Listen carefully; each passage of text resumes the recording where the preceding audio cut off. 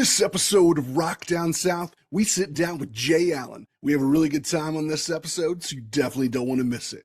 We hope y'all enjoy. Let's go.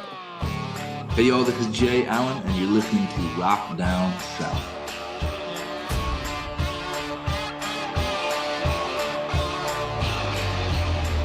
Welcome to another exciting episode of Rock Down South, your home for rock and country music. Today, we have the pleasure of speaking with country artist Jay Allen. And Jay is a super talented country artist that has been around for a little bit, but he has a fantastic catalog of music and has actually had some songs and videos go viral with millions of views. He's an avid supporter of Alzheimer's research and has raised tens of millions of dollars for the cause. And we talk all about that, his background, his time on The Voice, and his new Christmas rendition of Oh Holy Night that he just released with Allie Colleen. So without further ado, here's the show. What's up, Jay? How you doing today, man? Mark, how are you, man? It's good to be on here, brother. Hey, I'm glad to have you on here. I'm doing absolutely great, except for, football was not the best in our favor for the University of Georgia over the weekend. Oh man, apologies for that, brother. I got the dogs in my heart. I lived in Georgia for a couple of years, so yeah, rough day. Rough day.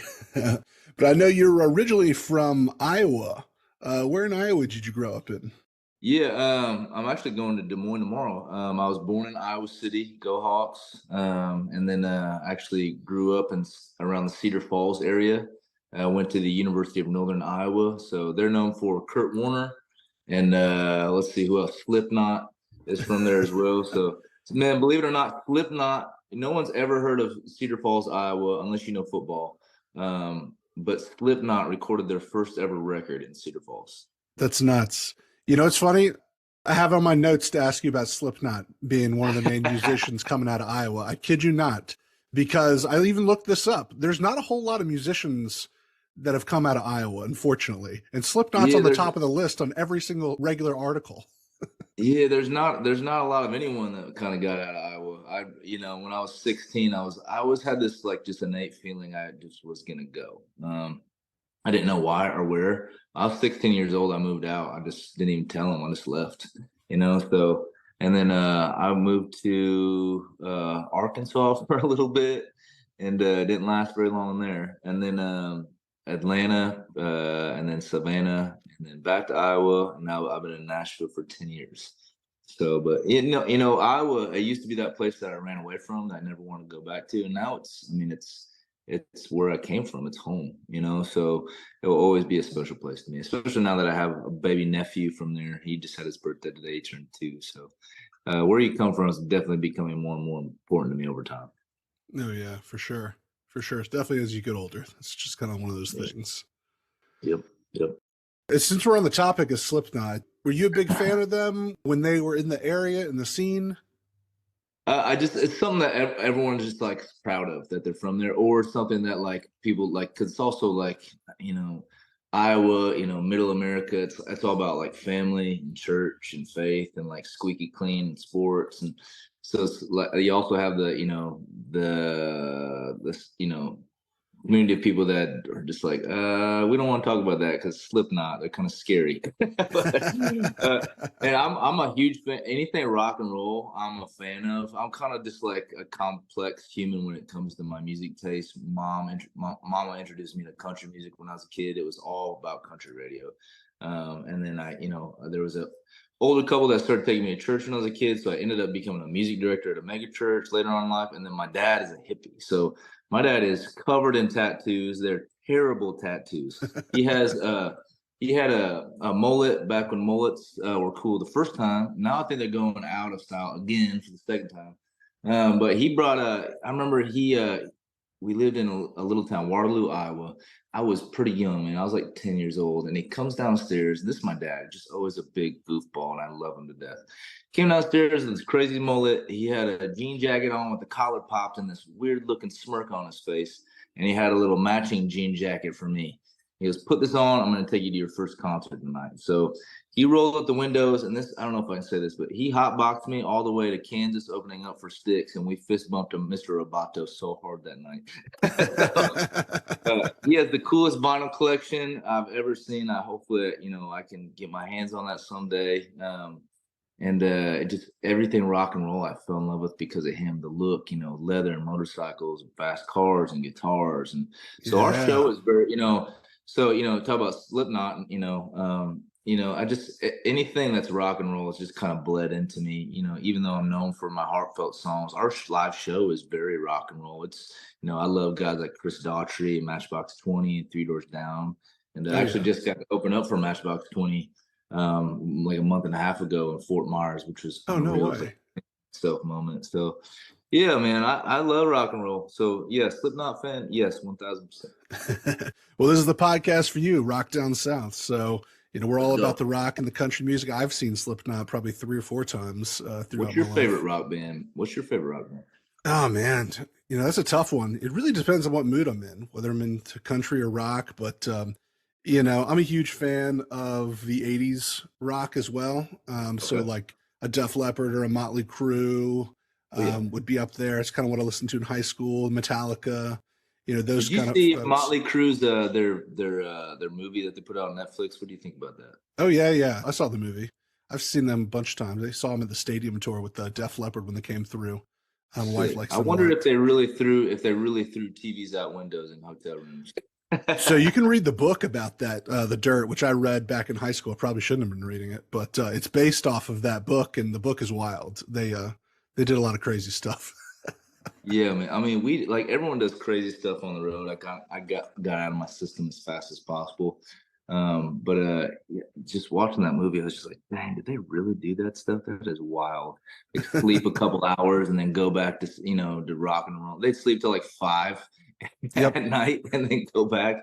It's like crazy, man. When we don't live in that world anymore, we can't, especially in country music, you can't get away with stuff like that. Everyone has a phone these days too and wants to put you on the internet and disgrace you immediately. Yep. But yeah, it was a time. You can't really get away with it anymore with the modern age. But switching it up a little bit, is it true that you went to be a worship leader in Savannah before you moved to Nashville? Yeah, it's crazy. That was before my skull tattoos. But yeah, I've lived a couple different lives. I've had to explain that to my wife Kylie a few times. But yeah, I ended up there. I was actually in Atlanta, and I was what they call a contract worship leader. So it is a different world there. There's several mega churches, quote unquote, in that area, and they'll basically hire out musicians and worship leaders to come to contract you to come. So I would lead like 5 or 6 services a week and kind of cut my chops. It really taught me a lot about, being on stage and having a presence and being a good performer. Taught me a lot about the church too. That may be another story. Yeah, I live in Atlanta. I've been to a lot of the mega churches around there. So yeah, we know it very well. We won't say names. I ended up, getting an offer from, it used to be called Savannah Christian Church, mega church down there. And it was perfect because my ex at the time, she adored Savannah and wanted to be there so badly. So she wanted to meet Paula Dean. So I was like, okay, whatever. So I got there, got the job. It was all right. Again, like cutting my chops there, fell in love with Savannah, really fell in love with Georgia being in Savannah. And then, believe it or not, we met Paula Dean and became friends with her. It's the weirdest thing ever. No way. Yeah, weirdest thing ever, man. I was walking my dogs one night, and I don't know if you've ever been downtown historic Savannah, but it is of course like literally frozen in time, right? So we have courtyards and squares, and so I was walking in the back courtyard with my dogs, and I ran into a neighbor and made friends. And he's like, "Y'all should come over for dinner sometime." So come to find out, he was the personal assistant, like creative director for Paula Dean. Invited us to one of her parties out on Whitmarsh Island. And then I walk up to this place. I'm like, I've never seen a house this big in my life. And not a leaf on a sidewalk. It was pristine. We walk in and we're just like, well, how did we get in here? And then suddenly Brandon comes up to us. He's like, all right, it's your time to meet Paula Deen. I'm like, our time? Okay. So we go back there, and she's basically having like a party in her bathroom, which is like her bathroom is like the size of my house. Like she has a talking toilet with XM radio. Like, yeah, there's like French doors in the back and like a fireplace in the middle, and people walking around with fancy cocktail glasses with the pinkies out. And I swear to God, that's how it went down. She came up to me. She grabbed me, she spun me around, she slapped my ass, and she said, all right, Jay, you can stay, honey. We like you. Okay. All right. So that turned into a friendship with her, and had some really good and weird times. That's hilarious. Oh my Yeah. gosh. Yeah. So yeah, we like Georgia. Yeah. Well, that's fantastic. You like have a soft spot for Georgia and know the Atlanta area since living here. That's incredible. Yeah. Oh yeah, Buckhead Mall. We like Buckhead. And so then I think you moved to Nashville, and then I know you got some traction in Nashville before going on The Voice and stuff. I think that was in like 2022, but I was listening to your catalog again recently, and the song Top It Off, I remember this song from a little while ago. I loved this song. Wasn't this on the radio? Well, so we had a batch of songs. Super, super long story short, I came to town, was doing what everyone was doing, and really like struggling. I literally came to town I left my ex and came to town with a suitcase and a guitar to my name. And just started doing what everyone does and just grinding and writing and working my ass off. And I eventually, along the way, a couple of years in, I got my first publishing deal. Through that publishing deal, I started writing with a producer, and he helped me get a deal at Sony. So I was writing for Sony, and we put together this EP. And it was like a really fun, like it was kind of like modern alt rock meets like modern pop country radio. Like the two kind of made a baby. And very, very clean, but still kind of had an edge to it. And we had a buddy that wrote a song with us called Sounds Good to Me that was in that batch of songs that Top It Off was in. And he sent it over to his friend that was the programming director for Sirius XM The Highway at the time. And this dude literally called me from New York City, like in the middle of the night, like half drunk. He's like, Jay, I love your song. I'm going to make you the highway find. I was like, I don't know what that is, but thank you. And so before I knew it, I had a song getting spun on Sirius XM The Highway on the country station, had me on it, kind of set me up. We still end our whole show with that song, kind of, Top It Off. Well, we played Top It Off, but we end with Sounds Good to Me. It was Sounds like good the to me. big one off that record. Yeah. And it kind of set the tone for like our sound. Like I said, like alt rock meets country radio pretty much. So, and it's just, funny how that happened. And we've released a lot of songs since then. Very few like those two, but Top It Off, I love that you brought that up because that's actually the song that made my wife apparently fall for me. I have no idea how. She was like, I heard that song and I just knew. It's like, okay. That's funny. Yeah. I don't know how, but I remember listening to that song like a bunch back when it came out. I don't know if it was on the radio, if it was streaming or something, or maybe added it to a playlist or something. Awesome. But I remember listening to that one, which I thought was funny because I don't think it's listed as one of your top songs. You have a lot of great songs out now. Thanks, brother. Yeah, we're still, I'm just now really starting to fully make a push as an artist. I really had I will always be a philanthropist, right? And that's really where I found my footing. When I lost my mom, I wrote a song called Blank Stairs, and raised millions of dollars for Alzheimer's, right? We've helped raise another great year. We've helped raise over $100 million in a couple of years' time to fight against Alzheimer's. I partnered with the National Alzheimer's Association. We've done a lot of good. This last year specifically has been great for us. We actually have now treatments available, which we've been trying to, get there for a while, but now you have to go through hoops and loops, and the FDA has finally approved a few of them. So it's been a really great year for us. $100 million is a lot of money. I never thought I would get to be a part of saying that I've been a part of, that amount of money or raising amount of that money. But, it's still not enough. There's 40 years we've been working on trying to, fund research to find a cure for Alzheimer's, and we still haven't found it. It's some days I'm beating my head against the wall, like how much more can I do? So that will always be a part of, that will be the biggest part of what I do. I'm just now getting around to, I signed a record deal at the end of last year when I came off The Voice. we've been trying to navigate the what's next, so I obviously, I have a career in music, and I want to tour. That's how I make my living, is touring. But also I want to always tie it to how can I utilize my music to help others and to make some sort of mark in the world. And so I was like, okay, let's take this song. I have this song called No Present Like the Time, try to get it on country radio. And so now we finally got that song on country radio. We're an independent label with an independent radio team. It's going to be a very long haul for us, but I got that far. So now I'm already thinking about what's next. And I want to put out more songs that have that kind of feel, that are, what my live show is. Like I was saying, it's really alternative rock meets country radio. Get back to kind of my, my roots, which is my mother, country radio, my dad, hippie rock and roller, combined, which I think is so cool. He still stands he's in the front row. Every time we come to the Midwest, my dad is in the front row. He dresses like Johnny Cash and he fist bumps and sings every word. It's hilarious to watch, and we party with him. But there's definitely more songs coming like that, man. So I'm glad that you could top it off. I'm just like, man, I'm so glad that music like that still resonates. Yeah, that's a good song. And, much love, and thanks so much for all the hard work you've been doing for Alzheimer's and Alzheimer's research and raising money for that. That's absolutely fantastic. We need more people doing that sort of thing with these awful diseases, especially that one being one of the most debilitating. Thank you. And emotionally draining. So thank you so much for that from the bottom of everybody's hearts. That's very much needed. It sounds like philanthropy is like a major push in your life. Does it feel good giving back, or is it something you feel you can't ever give enough? Yeah, it's honestly, it's the biggest reward in life. I feel when you are able to utilize the gifts you've been given, the talent, the resources, the relationships, and you're able to hone it in, put it to a place where you're benefiting more than just yourself.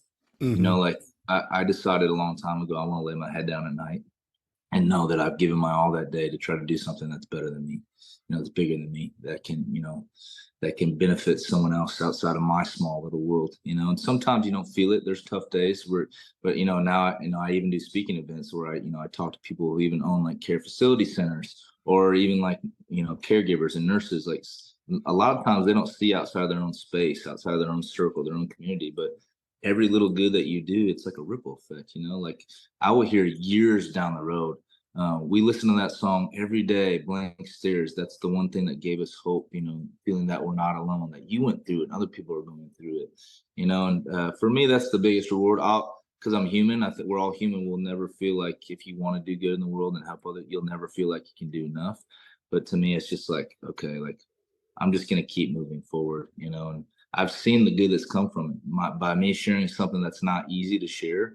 Like literally at the end of every single one of my shows, during every interview, I made a promise to my mom on her deathbed not to be morbid, but I would tell this story, and now I get to raise my head and realize, oh my gosh, we've taken our pain and turned it into something beautiful, so it will always be philanthropy. It will always be something that I do, and not just Alzheimer's. Kylie Morgan and I, my wife, we just got back from an event in Maui. It was our 1-year anniversary. Kylie surprised me. She teed it up perfectly, which we like to combine work and play. Who doesn't, right? So she's like, let's go celebrate our 1-year wedding anniversary in Maui. It's a free trip in exchange for us playing a show to raise money for the victims of the fires. And I was like, oh my gosh. I literally was just like almost in tears, because that's what it's all about. How can you combine everything? Yep. How can you put it all together? Work and play. How can you, help, take care of your own back, and also help, take care of others. So we just did that. We got one coming up.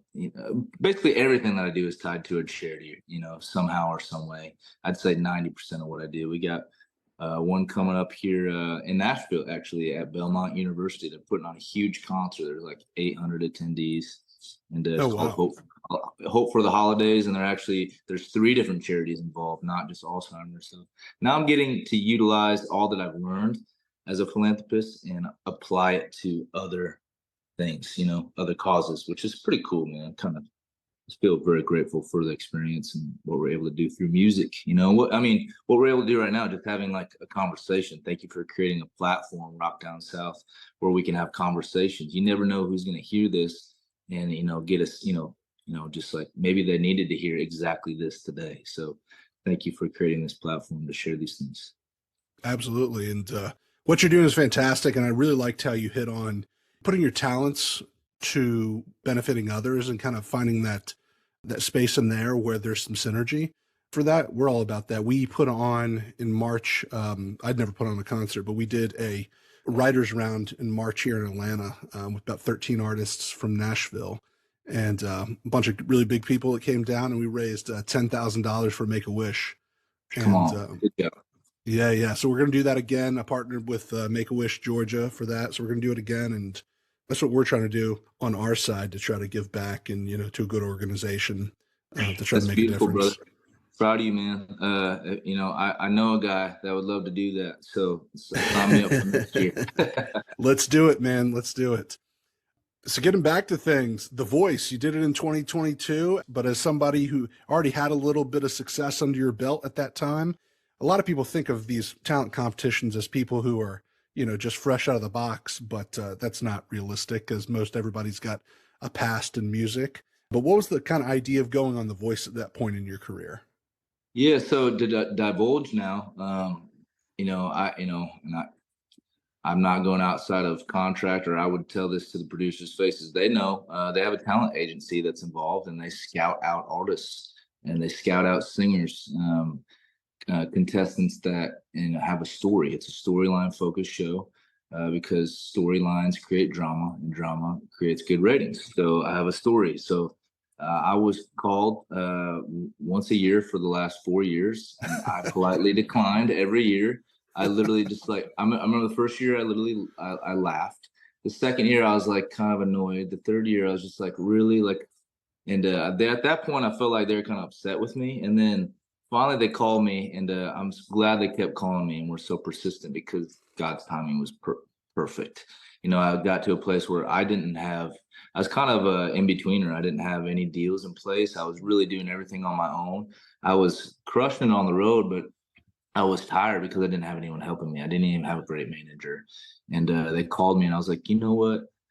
I think this will give me the opportunity to hit the refresh button on my career, on my music career, and maybe open up some more doors. And then, the main thing is what better way to put more eyes and ears on this cause, this thing that I've been fighting for with my everything the last few years, than to go on this show. So I kind of made a deal with them, behind the scenes with the executive producers. I said, I'll do your show, but, let me share the story and sing the song. They're like, Jay, that's why we want you.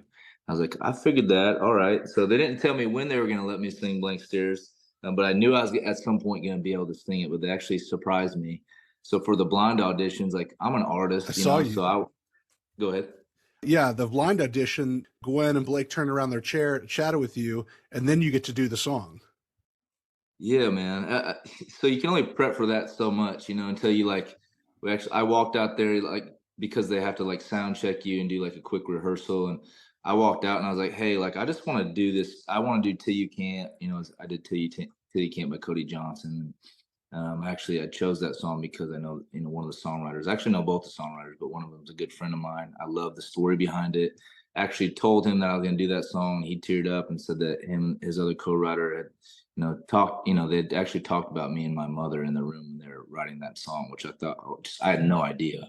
And so that song ended up going #1 after I was on The Voice. But so a lot of reasons why I chose that song. But I remember walking out on stage with the band. I was like, hey guys, I really would rather just do this acoustic, just me and my guitar. And they fought me tooth and nail, and I couldn't understand why. I ended up just giving in because I'm just like, okay, they know what they're talking about. This is the band that backs The Voice. The backing band is the same band for Pink. So they've been with Pink. I think the band director for Pink has been with her for 16 years and been with The Voice the whole time. So I'm like, okay, the guy obviously knows what he's talking about. I'm going to do whatever. Yeah.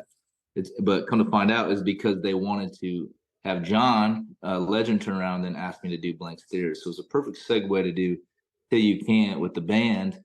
And then I had the opportunity to do Blank Stares, really stripped down and acoustic. And they're so intelligent on how they figure out how to showcase artists and raise up vocalists and tell your story in such a beautiful way. And I was actually surprised. I had no idea that was the moment. And so, I'm glad that it went down the way that it did. And I actually announced on the show, I thought for a fact that, I kind of kept my eye on things over the years. And, I say yes to everything, like I said, and we've done so many events, so many galas and fundraisers. And all these things. I'm like, oh, okay, I helped raise about 50 million bucks. So I announced that on the show. And then before they aired it, the blind audition, their legal counsel contacted me, and they're like, we need to get in touch with your attorney because we need to do a fact check to make sure that you actually have in fact raised 50 million bucks. And I was like, oh shit, I hope I'm right. So I called my attorney, put him in touch, and he called me 3 days later and he said, Jay, you'll never believe this, you've raised double that, my friend. Oh my gosh. Wow. So, it's one of those things where like I've just kept my head down for so long and just grinded and really not tried to help myself, try to help everyone else. And it's paid off. We've made a little bit of a dent, now I get to I meet researchers on the road, even just like sitting at a bar somewhere after a show. And, if you're in the Alzheimer's community, you may be aware of me. So they spot me and be like, you're Jay, you help, fund our program. Or we just met someone in Maui on a boat. Kylie and I were out on a boat and just taking kind of a day off to enjoy ourselves on an anniversary. And one of the lead researchers was on the boat, called me out. She goes, you've helped fund the program that I'm entering into. And I was just like, wow, and so I thank The Voice for that opportunity, because it helped kind of, like I said, put a refresh on me and, bring attention to this disease and, put a light on me. And every time a light put on me, I'm going to try to shine on someone else. So, and nothing but a beautiful experience. I credit The Voice and all the producers involved. They told me from the beginning, they told us all,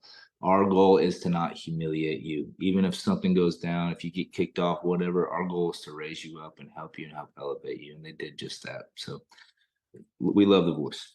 Yeah, it's an awesome audition video, and I'm glad you got to share that story and put that song on that first video, because I'm sure that's the one that has more views than any of the others. So, well, that was the purpose. That was really the reason why I went on. Once that was done, I was like, I'm done. Literally, I told the producers behind the scenes, I'm like, I'm good. Like, I can go home now.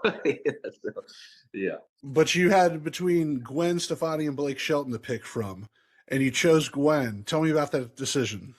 Oh yeah, I did it on purpose. And I told them all I was going to. They're just like, who would you pick if you had to choose? And I was like, Gwen. I was like, every singer that's on here that's country, calls themselves country, they're from Nashville, Texas, Georgia, they're gonna pick Blake and they're gonna go with him. Like, okay, so then I'm gonna get swallowed up, like I'm not gonna get any time with the coach at all. Like everyone's, gonna choose him. So I'm like, I'm gonna go with Gwen, because I'll be the odd man out. And then I was like, I have a massive crush on Gwen Stefani. And then I brought it up to Kylie, and she goes, you better choose Gwen. She's so hot.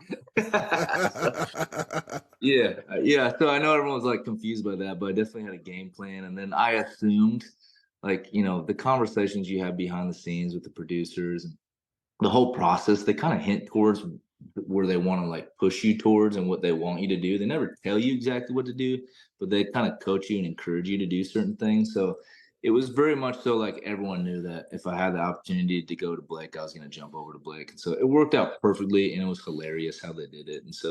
And then Blake and Gwen ended up coming and surprising me. Blake called, which was a weird phone call to get, and personally invited me to play his hometown, Old Red, in Tishomingo, Oklahoma, which ended up being the last show of the year for me last year.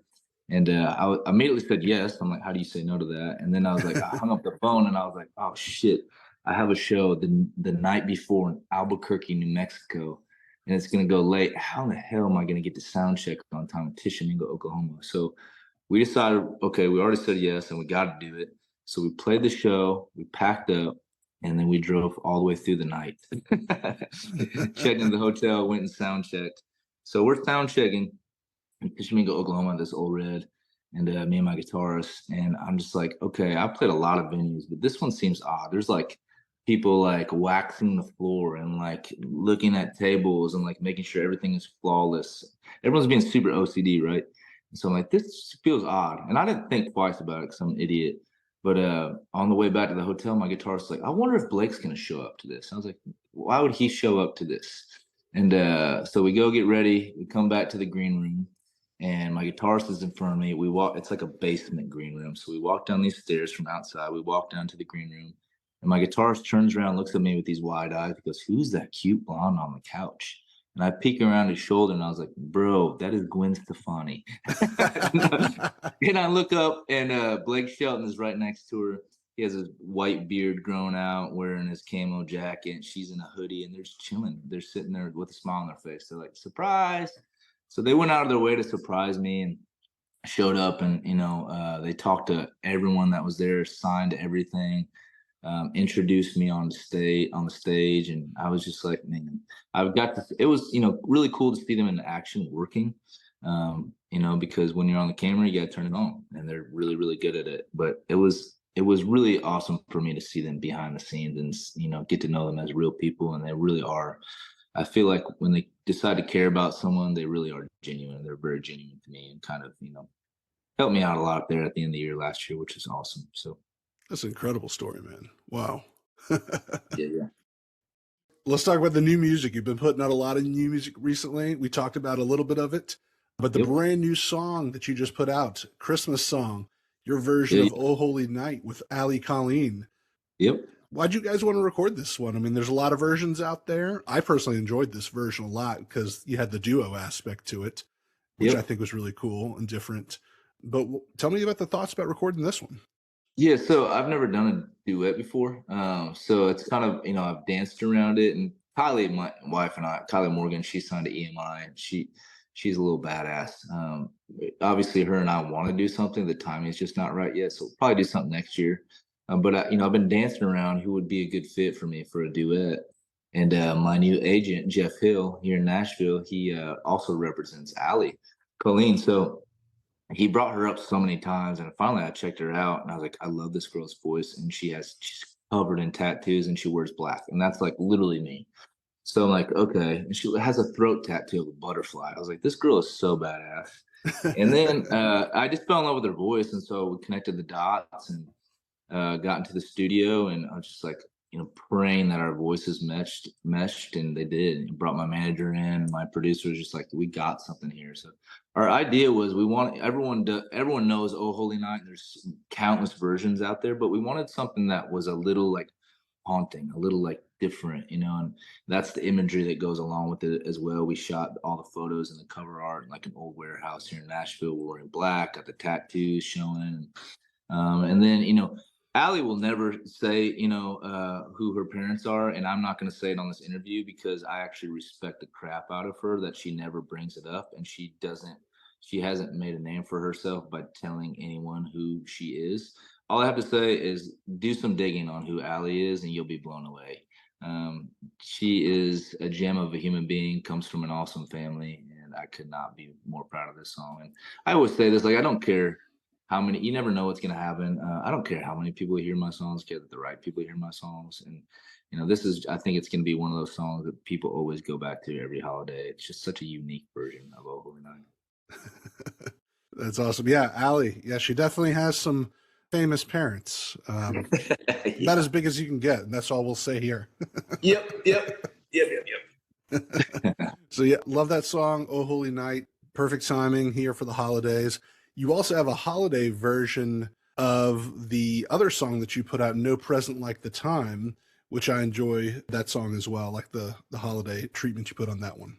Thanks, brother. We just kind of, I put that song out a year ago, right after The Voice, and then we ended up just taking it for ads to country radio. So, we all know the phrase, there's no time like the present. Our hook change on it, which I think was witty, was there's no present like the time, which basically means time is a gift, especially if you've experienced loss. If you're experiencing loss right now, you know how important time is and that we should make the most out of it. So that song is really important.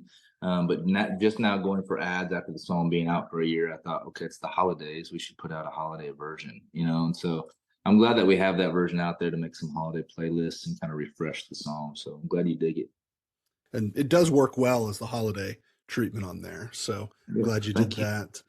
Another song that you put out over the summer, I really like this one. This one's fun. The Jello Shot song and video. That's a catchy one, man. Party song. Yeah, man, that's my old man, my dad, coming out in me, all the weird party stuff. But yeah, the label, when I signed with them, they're like, Jay, you have all these heartfelt songs, which obviously you're always going to release songs like that, be known for that, and that's biggest part of what you do. But you're this fun guy as well, which not a lot of people get to see that unless you come to my live show. So they're like, what's the most fun song you've ever written? And I was like, as a joke, I shared a Jello shot. I was like, they're gonna think this is the stupidest song ever. And they're like, yep, that's the one. Let's make a music video. I was like, what? Okay. So off to the races. Here we go. My manager, which I have an awesome manager now. I love her. She's my biggest champion and a beast. She never sleeps. But she's like, how about we put you in like a really nice black tux, and then I'll get a kiddie pool and we'll fill it with 500 Jello shots, and that will be the cover art. I was like, yep, we're doing that. That kind of set the tone for the whole thing, man. And now, I do it with the band live at every show. We just did it at it was actually like a very like prestigious gala in Bakersfield, California. And I'm like, screw this. I'm going to get them out of their seats up to the front dancing. And we started off the whole set with Jello Shot. I swear to God, first song, and I was grinding, like literally on my hands grinding in this old lady's lap. I put it on TikTok. That is the power of Jello Shot. That's a fun song, a fun video. And your wife's in that video, right? Yeah, she sure is. Any chance I get to put her in a video, I'm gonna do it from now on. So she's in a couple things. We also have a song called Mustang on Mud Tire together. She was a writer on, so I got her in that video too. But when you got a hot wife, you gotta have her in your music video. It's just like Absolutely pretty obvious. Jello shots. Yeah, I can't remember the last time I had a Jello shot. It's been a while. I never made them when I was in college or even after. I was too lazy to. I didn't have the foresight. You have to plan. Yeah, you have to plan ahead. It's like meal prepping. Like no one really wants to do that, but if someone else does it for you, that's awesome. So, now that people are starting to know that song, it's fun. People just bring up a tray of Jello shots for the band. I'm like, all right, here we go. There we go. Oh man. And then you mentioned your wife. We talked about her, Kylie Morgan, who's also an artist, and I think you just celebrated a year, right? Yes, that went by so fast. We just celebrated our 1-year wedding anniversary, celebrated in Maui, which is beautiful. If you haven't gone to Maui, you need to. It was bucket list for me. I have, I think, 2 more states I need to hit. I need to hit Montana and Alaska, and then I'm done with the U.S. But yeah, 1 year with her. We were actually supposed to get married last year on Fort Myers Beach. That's another long story, but that's home away from home. We actually know all the owners that are breaking ground on the Margaritaville there on Fort Myers Beach. Became like family to us, very, very close friends. And they have a venue there, invited us to get married there. So that was the plan. And then Hurricane Ian came through and wiped out our wedding venue the week of our wedding. Oh And my so gosh. I was on The Voice at the time. Kylie had a single on country radio. And so we just started saying yes to all these interviews because it was an opportunity to shine a light on Fort Myers, right? And we actually ended up doing instead of getting married that weekend, we had a Fort Myers Beach relief concert and sent a ton of money their way and helped them. Really, really sad thing. But what's beautiful about all of it is there's a venue inland, Fort Myers, that wasn't affected. They heard us on one of a radio station or a news interview or whatever, and they reached out and they gifted their venue to us for our wedding. We got married on Thanksgiving weekend last year. And so, yeah, that was the start of our marriage. Just like, that's how it went down. I was just like, man, if it's lucky for you to have rain on your wedding, then we should go, get some scratch off right now. Like hurricane, let's go. So yeah, it's been a journey with her. She is we're 9 years apart, and like I said, I lived 3 lives before her probably, but I'm always inspired by her. She's always had her eye on one objective, to be a successful country artist, and she's doing it, So I've been doing the philanthropy path for the last several years, and she's stuck to country. So now that I'm doing the artist thing, I'm really following her lead and learning a lot from her, and she teaches me every day. So it's a pretty cool scenario for us, man. We're very blessed. Hey, congratulations, man. I'm all about the marriage stuff. I think me and my wife just celebrated 6 years back in October. So dang, let's go. Congrats. I think we're probably similar age. I'm 35. I think you might be a year or two older. Yep. Old men now. That's right, man. That's right. Well, we're all about that. And hopefully you have kids on the radar in the future. Well, man, I got baby fever, but Kylie's not there yet. So I'll be patiently waiting. Even if I'm in a rocking chair, having to wait up for my kids to come home one day, then I'll do that. Whenever she's ready, I'm ready. That's funny. All right. So these next questions are what we close with and ask everyone. So first question, what would you tell your 21-year-old self? Don't do it. Yeah, man. I used to have like we all have regrets, right? And think like, what if, But now I'm just like, it happened, it made me who I am. But if I could go, I would say don't do it many times. All my tattoos are cover ups. I got my first tattoo when I was drunk. I got married and divorced. I would just say don't do it, bro. All right, next question. What are you drinking lately? And if you don't drink alcohol, it could be anything refreshing you like to drink. Man, I've gone through so many seasons of my alcohol indulgences. I am now a Tito's and water guy. I know it sounds like I'm a murderer. I swear to God, I'm a good guy. I went through a season of just bourbon. I loved Angel's Envy. Then it was like different types of beer and IPAs. I drank Coors Light for like 2 years straight. And then suddenly, this is my wife. I would say this to her face. She is so mean sometimes. I took off my shirt in our bedroom in privacy, and she just looked at me. She smiled, and she goes, "You need to be done drinking beer." And that was that was how I cut off beer. And so my father-in-law, he just drinks Tito's and water. He somehow stayed fit his whole life, and I'm just like, I guess that's the answer. So, and I don't know how it happened, but I felt like I love the taste of Tito's now. So Tito's and water. Tito's and water. And as you know, this is Rock Down South. So, what is something, or maybe a couple things that come to mind, that you love about the South? There's so many things I love about South. For me, the philanthropy stuff. I grew up in the church. I was a music director at churches. I always felt like I was walking on eggshells. And as much good that's accomplished in churches and church buildings, it wasn't for me. In the South, and especially in country music, I can be a light in a dark place. I can be myself. Southern people are as real gets, and especially in our genre of country rock music. I can be talking about God 1 minute on stage, the next minute I can be half drunk with a drink in my hand. I love that people are just like real, honest, authentic human beings in the South. I couldn't agree more. Hey, thank you so much, Jay, for being a part of the show today. Where can people find and connect with you online? Yeah,jallenofficial.com is the website, which is like the hub. You can find everything there. All the socials are J Allen Music. And then now I'm starting to point people to thenightofhope.com. We partnered with the Night of Hope, and we're putting on a spring headlining tour, aiming for like 41, 42 dates this spring, and partnered with them to, I've always been raising funds for Alzheimer's, and I will always do that. But now we've been hearing stories about people that are reversing their dementia, or if they have onset, any sort of signs of dementia, they're changing their lifestyle and they're reversing it. So we made friends with the lady that did that. She started this foundation, the Night of Hope. And so we partnered with her. She's our sponsor. And so we're putting together a tour called the Night of Hope Tour.